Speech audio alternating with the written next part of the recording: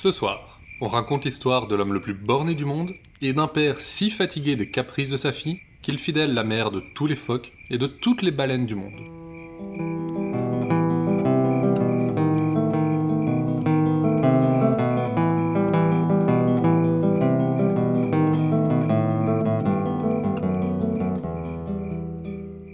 Vous écoutez Contes des Soirs Perdus, l'émission qui vous fait découvrir les contes et mythes que vous ne connaissiez pas encore et vous replonge dans ceux que vous aviez peut-être oubliés. Pour ce 19e épisode, on part vers un pays de vent et de glace avec d'anciennes légendes du folklore inuit, comme on les racontait à l'époque où, des jours durant, le blizzard ensevelissait les maisons sous des manteaux de neige.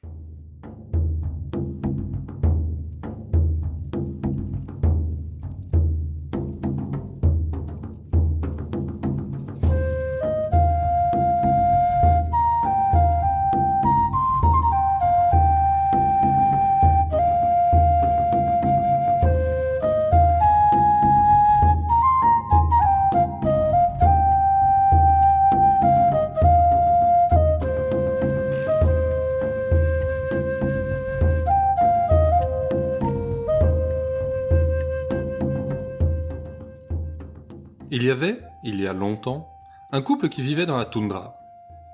Ils y vivaient seuls, car le mari était l'homme le plus borné du monde. Quel que soit le sujet ou la situation, les choses devaient toujours se faire à sa façon, à tel point qu'épuisés, tous ceux qui vivaient autour de lui avaient fini par s'en aller. La seule qui le supportait encore, surtout parce qu'elle n'avait pas le choix, était sa femme. Elle était aussi la seule à oser lui tenir tête, mais c'était toujours en pure perte, car quand il avait pris une décision, il n'en démordait jamais. La situation ne pouvait durer éternellement, et elle finit par dégénérer un jour bien triste, celui où le couple perdit son enfant. Comme le voulait la tradition, la mère portait le deuil et restait chez elle sans rien faire. Mais l'homme, lui, continuait à vivre sa vie comme d'habitude. Il partait le matin et embarquait dans son kayak, à bord duquel il pêchait toute la journée. Et quand il rentrait, rien ne le rendait plus furieux que de voir sa femme installée en position de deuil sans rien faire. Le deuxième jour seulement, il lui lança en rentrant « J'en ai assez de te voir perdre ton temps, femme.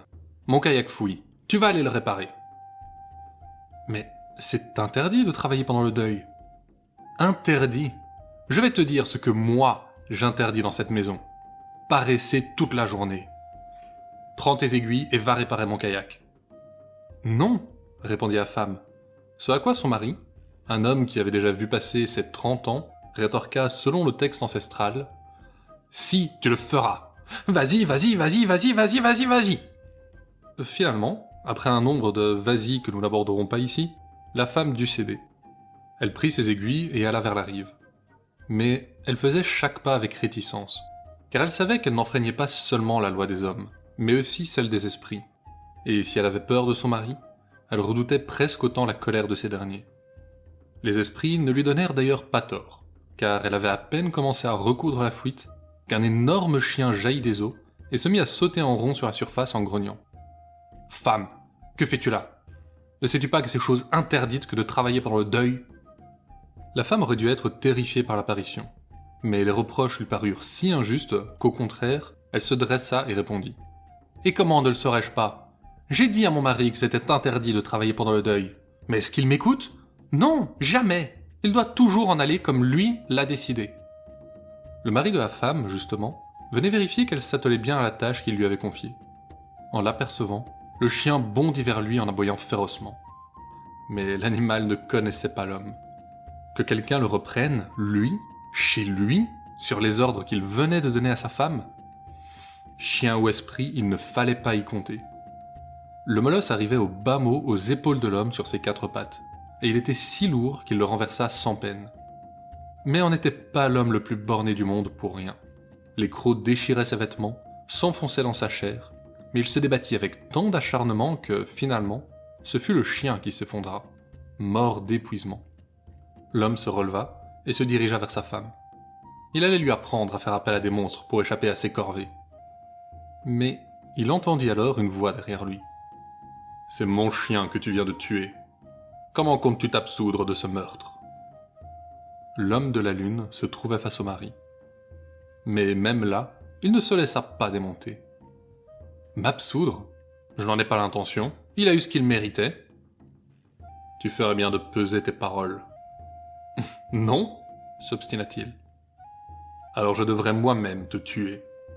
L'homme de la lune fit un bond en avant et commença à battre furieusement le mari borné.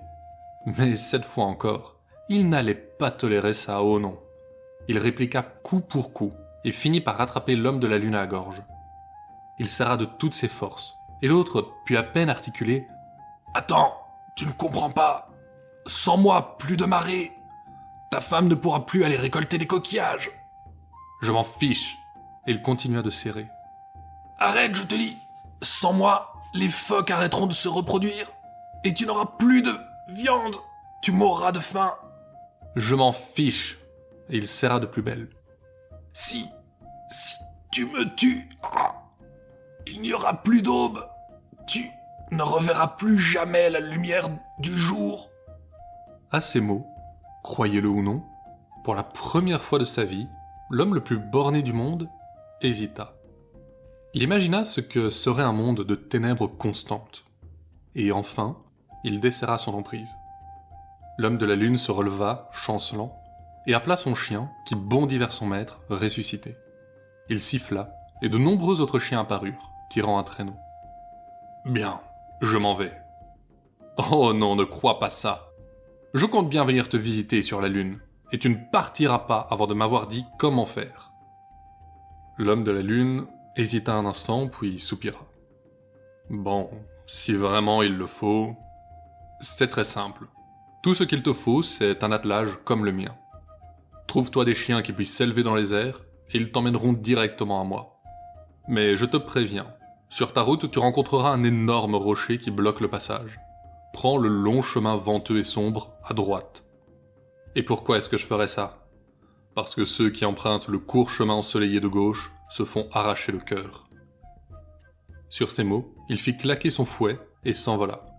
Aussitôt, l'homme se précipita chez lui pour préparer son voyage vers la lune. Sa femme entra derrière lui et lui demanda ce qu'il faisait.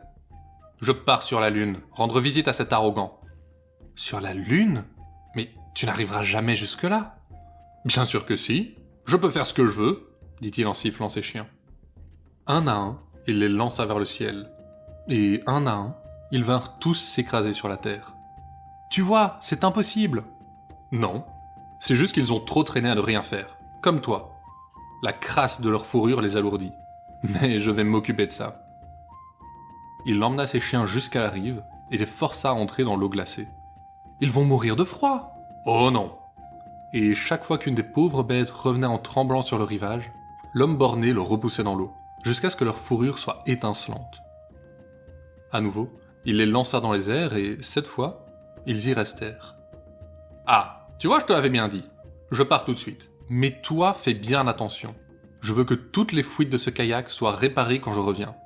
Je te répète que je ne devrais pas. Tais-toi. Si de là où je te vois te tourner les pouces, ça ira mal pour toi quand je reviendrai. » Et sans rien ajouter, il fit claquer son fouet et s'envola, laissant sa femme sur terre, tremblante de frustration. Le traîneau fonça dans le ciel à une telle vitesse qu'un autre homme aurait lâché prise, mais pas l'homme le plus borné du monde. Il s'agrippa, harcelant les chiens de son fouet pour les faire encore accélérer. Alors qu'il époussetait les flocons de nuages et la poussière d'étoiles qui s'était déposée sur lui, il aperçut un gigantesque rocher droit devant lui. Il se rappela les mots de l'homme de la lune et jeta un œil au chemin de droite. Il s'enfonçait dans les ténèbres, sinuant dans la mauvaise direction. On sentait le vent glacial qui battait à contresens. Pas question que je passe par là. Je n'ai pas à suivre les conseils de qui que ce soit. Et sans hésiter, il vira à gauche et prit le chemin ensoleillé qui partait droit vers la lune. Bientôt, il entendit des chants et vit au loin une vieille femme installée sur le bord du chemin, en train d'aiguiser un couteau en rythme. Cette dernière ne leva pas les yeux vers lui, mais quand elle eut fini, elle se leva et lui cria « Vous ne pouvez pas passer par ici, faites demi-tour. »« Oh si je peux, et vous n'allez pas m'en empêcher. » Et sur ces mots, il se jeta sur la vieille. Mais sans la moindre peur, elle leva son couteau, et tout devint noir autour de l'homme. Quand il se réveilla, il se sentait faible, et avait l'impression d'avoir un creux dans la poitrine. En effet, un trou béant bavait là où avait été son cœur. La vieille femme l'avait volé. Pris le vertige, il se demanda à nouveau s'il était vraiment bon d'être si obstiné. Mais maintenant, il ne lui restait qu'à continuer, et il arriva bientôt à la maison de l'homme de la lune. « Tu en as mis du temps. »« Oui, je me suis cru plus malin que toi et j'ai emprunté le chemin le plus aisé. Maintenant, j'ai perdu mon cœur. Je vais m'occuper de ça, » fit l'homme de la lune en lui faisant signe d'entrer. Il lui montra une superbe peau de phoque noire. « Couche-toi là, j'arrive. » L'homme était sur le point de refuser, par principe, mais il se dit que ce serait stupide. Il dormit un peu, et rapidement l'homme de la lune revint avec son cœur. Il le remit en place, recousit la plaie, et d'un coup, l'homme se sentit mieux. Il voulut se relever, mais l'autre lui dit « Reste là, allonge-toi sur le ventre. J'ai quelque chose à te montrer. » Il retira une des pierres du sol, et révéla un trou dans le ciel. « Regarde. » L'homme regarda vers le trou, et vit sa femme occupée à recoudre les fuites du kayak. « C'est bien. Elle suit les ordres que je lui ai donnés. » « Certes, mais que vois-tu d'autre ?»« De la fumée ? Est-ce qu'elle vient du feu ? » ?»« Non, le feu est étouffé. On dirait que la fumée monte des épaules et du dos de ma femme. »« En effet. Sais-tu ce qu'est cette fumée ?» L'homme haussa les épaules. « C'est le mal qui monte en elle. Il la ronge, car elle travaille au lieu de pleurer son enfant perdu. »« Quoi ? Mais c'est une honte, c'est interdit. » »« Elle le sait. Elle déteste ce qu'elle fait. Elle ne répare ce kayak que parce que toi, tu l'y as forcé. » D'un coup, l'homme se sentit profondément honteux.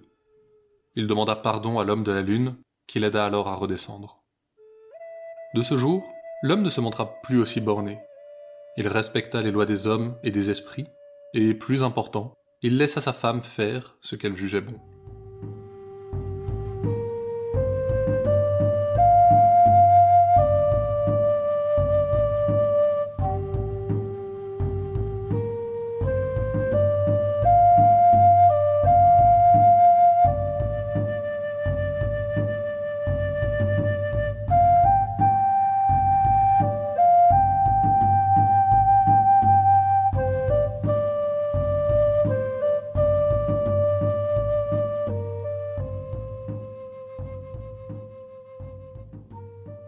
Et un de plus, soupira le père, alors que le jeune homme sortait de la tente.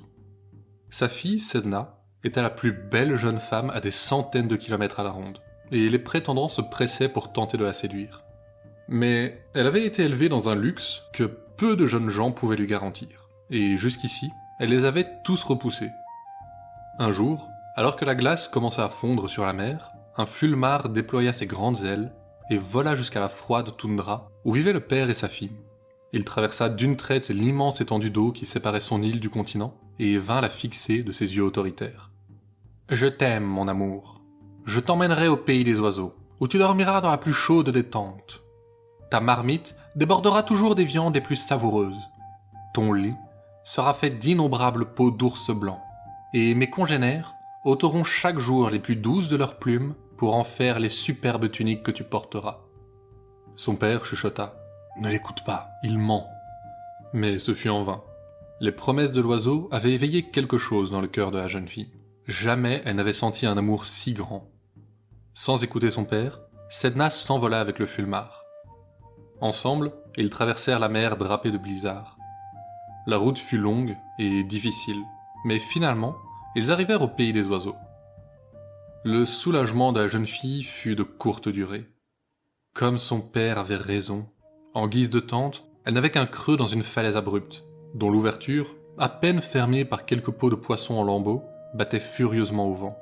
Son lit n'était qu'une vieille peau de morse rugueuse qui la couvrait de plaies, et des becs des congénères de son mari, loin de recevoir les douces plumes pour se tenir chaud, elle n'avait que des cris assourdissants jour et nuit. Chaque jour, elle s'affaiblissait un peu plus, car les oiseaux ne la nourrissaient que de quelques restes de poissons pourris au soleil. Sedna mit toutes ses peines dans une chanson, et chaque soir, elle la confiait au vent en espérant que son père l'entende et vienne la délivrer. Mais la glace s'était refermée sur la mer et gardait la complainte captive du pays des oiseaux.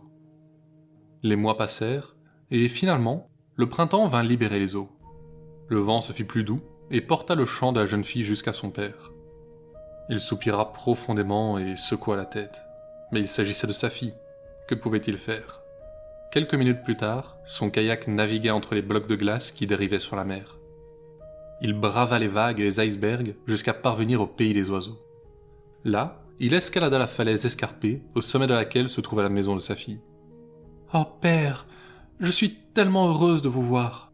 S'il vous plaît, emmenez-moi avec vous. Je ne supporte plus ces horribles créatures. Tu as causé tout ça par ta propre bêtise. Je devrais te laisser en assumer les conséquences. Mais je vois à quel point ton mari t'a trompé, et je vais te venger. » Quand le fulmar rentra au soir, avec sa pêche du jour, le père l'attendait. Il le frappa à la tête avec sa rame, et l'oiseau tomba raide mort. Il fallut alors s'atteler à la tâche la plus complexe, convaincre sa fille d'entamer la longue descente de la paroi rocheuse. Le temps d'arriver en bas et de prendre la mer, les autres oiseaux avaient trouvé le corps de leur compagnon et s'élevèrent dans le ciel en furie. Ils tournoyèrent autour du kayak, pinçant cruellement les oreilles, le nez et le crâne du père, essayant d'atteindre ses yeux. Mais il se défendait en envoyant voler sa rame, et de nombreux oiseaux tombaient dans les eaux. Alors, le nuage de fulmar s'éleva, et tous en chœur, dans un vacarme déchirant, les oiseaux appelèrent la tempête à se lever.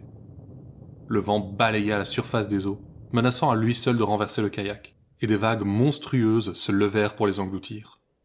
Sedna hurlait de peur et de détresse, et dans les rugissements de la tempête, le père ouvrit sur elle des yeux nouveaux.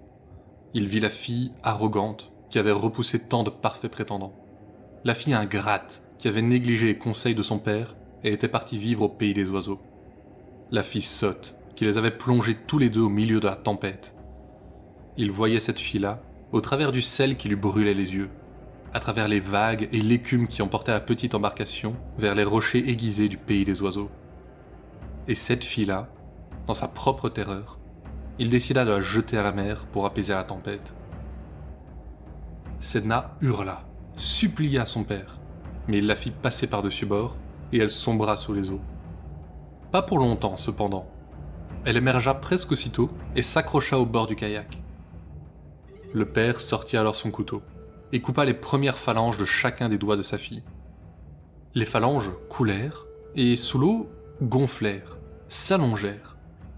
De petits yeux apparurent à un bout, qui s'ouvrait en une grande fente.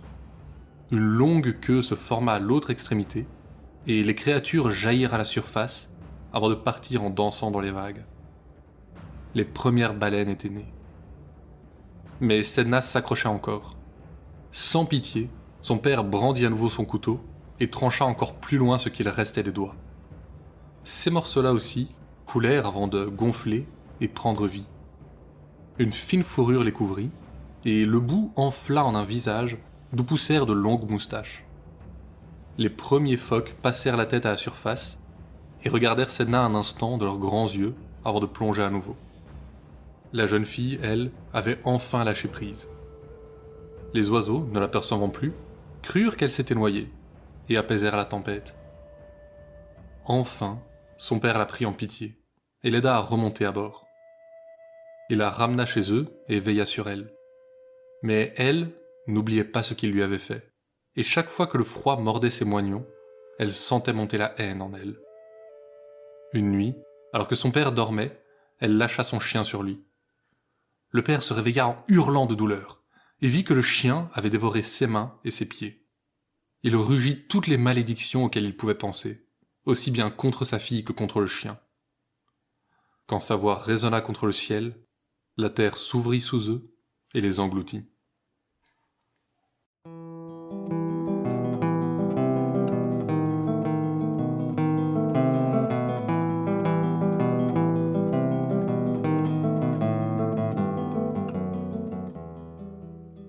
La créature du soir est un berger, mais son troupeau n'est pas vraiment comme les autres.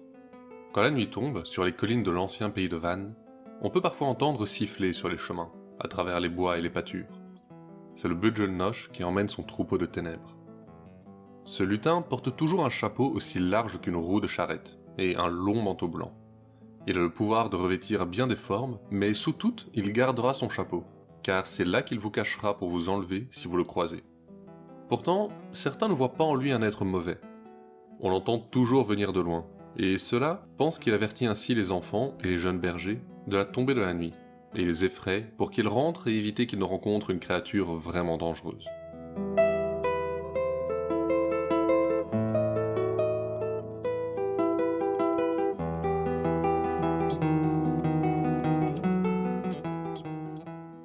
Les légendes de ce soir proviennent d'un côté et de l'autre de la mer de Baffin. La première des Amérindiens Inuits, la seconde de la tribu des Kalaallit du Groenland. Les histoires avaient une grande importance dans ces cultures. Chez les Inuits, le texte se récitait à l'identique de génération en génération, et en cas d'hésitation sur un mot ou une tournure de phrase, de véritables conseils des anciens pouvaient se mettre en place pour trancher. De l'autre côté de la mer, le ton était plus léger, et un conteur pouvait souvent se vanter que jamais personne n'avait entendu la fin de son histoire, car le public s'endormait avant de la connaître. Mais dans les deux cas, on se racontait ces légendes en s'abritant des interminables blizzards d'hiver, quand pendant plusieurs mois, une famille sortait à peine de sa demeure. C'étaient ces histoires qui portaient la mémoire de ces peuples, mais aussi qui les aidaient à endurer l'hiver. J'espère que cet épisode vous aura, lui, au moins aidé à endurer la nuit, et que vous n'entendrez pas cette conclusion. C'est tout pour ce soir. Conte des Soirs Perdus est une création de Lloyd Blake avec l'aide de Billiana Blake. Vous pouvez nous suivre sur Facebook et Instagram pour plus d'histoires sur les créatures du folklore. L'émission sort un jeudi sur deux sur vos plateformes de podcast, y compris Deezer, Spotify et Apple Podcast. N'hésitez pas à venir nous laisser votre avis, ou quelques étoiles. C'est ce qui nous motive et nous aide à améliorer le podcast. La semaine prochaine, c'est en Bretagne que vous avez choisi de vous rendre, et on y découvrira les aventures du célèbre Chevalier au Lion. Le genre a appuyé sur le gros bouton rouge juste pour voir ce qu'il se passe.